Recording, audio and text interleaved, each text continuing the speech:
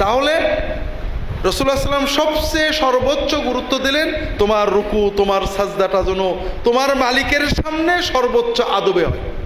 তুমি কার সামনে সেজদা করছো, তার সাথে কি চাওয়ার আছে এটা খেয়াল করে সেজদা করো।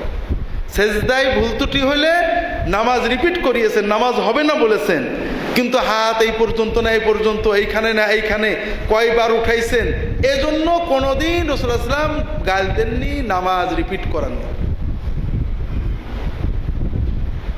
একজন সালাত আদায় করছে, টাকনুর নিচে কাপড় গেছে, অজু করাই নামাজ পড়াইছেন, কিন্তু হাতের কোনোই খুলে আছে, কোনোদিন তিনি নামাজ ঘুরিয়ে পড়াননি, তার নামাজও কোনোই খোলাই থাকতো অধিকাংশ সময়।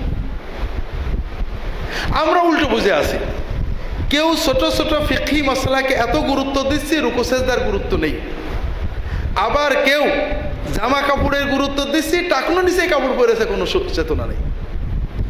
এটা আমাদের একটা সুন্নতের খেলাফ, বিদআতে পরিণত হয়ে গেছে।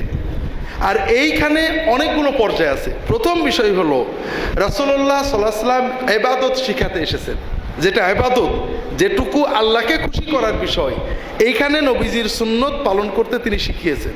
যেটা মুআমালাত, জাগতিক কাজ, অভ্যাস, এক্ষেত্রে সুন্নত পালন করলে সওয়াব আছে, না করলে গুনাহ নেই অধিকাংশ ক্ষেত্রে। কিন্তু যেটা ইবাদত, সেখানে সুন্নত পালন করলে সওয়াব আছে, না করলে গুনাহ আছে। আমরা এটাও বুঝি না, ইবাদত করি সুন্নতের খেলাফ, আর পোশাক পরি খাঁটি সুন্নত।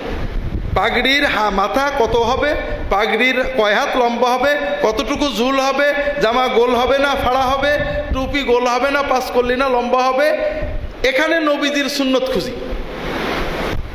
অথচ রাসূলুল্লাহ সাল্লাল্লাহু আলাইহি ওয়াসাল্লাম এগুলোর কোনো গুরুত্ব দেননি। করেছেন, করলে সওয়াব আছে, অনেক বরকত আছে, আপনি অনেক সহজে অনেক লাভ পাবেন, এগুলো সব ভালো, কিন্তু গুরুত্ব দিয়েছেন নামাজ কেমন হবে, জিকির কেমন হবে, কোরআন তেলাওয়াত কেমন হবে। আমরা খাওয়ার সময় নবীজির সুন্নত মতো বসবো, আর জিকিরের সময় পীর সাহেবের সুন্নত মতো বসবো, অথবা দাঁড়াবো, অথবা নাচবো। ঠিক আছে না? এবং এটাকে আমরা মনে করছি খুব ভালো ইসলাম। এটা প্রতারণা। আমার সব কিছুই সুন্নত মতো হবে, কিন্তু সবচেয়ে আগে হবে আমার নামাজ, আমার জানাজা। জানাজার নামাজ পড়বো, নবীর সুন্নত প্লাস কিছু বানোয়াট। আর টুপি পড়বো, নবীর সুন্নত, নবীর সুন্নত টুপি, টুপির চারপাশে আমি একটা বেড়া দিয়ে হ্যাট বানালাম, এই গোলটুক হলো সুন্নত, আর এটুকু হলো বেদাতে হাসানা, না এটাতে রাজি হবে না। কিন্তু জানাজার নামাজ পড়বো, রাসূলুল্লাহ সাল্লাল্লাহু আলাইহি ওয়াসাল্লাম জানাজার সালাম ফিরিয়ে আর কোনো দোয়া করেননি, আমরা দোয়া শুরু করে দিছি, বলে এটাতে দোষ নেই, এটা সওয়াব রেসানি হলো। তো রাসূলুল্লাহ সাল্লাল্লাহু আলাইহি ওয়াসাল্লামের পদ্ধতিতে হলো না কেন? সেখানে সমস্যা কী ছিল? রাসূলুল্লাহ সাল্লাল্লাহু আলাইহি ওয়াসাল্লাম যে দোয়াগুলো করলেন, আমি সেই দোয়া করেই তো সালাম ফিরালাম, আর দোয়ার দরকারটা কি? রাসূলুল্লাহ সাল্লাল্লাহু আলাইহি ওয়াসাল্লাম বলেছেন জানাজার পরে দ্রুত কবর দাও, আমি নবীজির কথাটা তরক করলাম কেন? যাই হোক, সুন্নতের ক্ষেত্রে ভুল যেটা হয় সেটা আরও মারাত্মক। সেটা হলো আমরা সব সুন্নত করি, এরপরে যেমন রাসূলুল্লাহ সাল্লাল্লাহু আলাইহি ওয়াসাল্লাম মাসনুন জিকির দিয়েছেন, আমি মাসনুন জিকির করলাম, লা ইলাহা ইল্লাল্লাহ, লা ইলাহা ইল্লাল্লাহ, লা ইলাহা ইল্লাল্লাহ, অনেক করলাম। করার পরে এখন আমি গায়রে মাসনুন একটা জিকির আবার কিছুক্ষণ করলাম। গায়রে মাসনুন জিকির যেমন আল্লাহ আল্লাহ, ইল্লাল্লাহ ইল্লাল্লাহ, রাসূলুল্লাহ সাল্লাল্লাহু আলাইহি ওয়াসাল্লাম সাহাবীরা এগুলো জিকির করেছেন, কোথাও নেই, অনেক বছরই, কয়েকশো বছরই ছিল না। আমি বললাম আমি তো সুন্নত করেছি, এখন একটু বেশি করলে দোষ কি?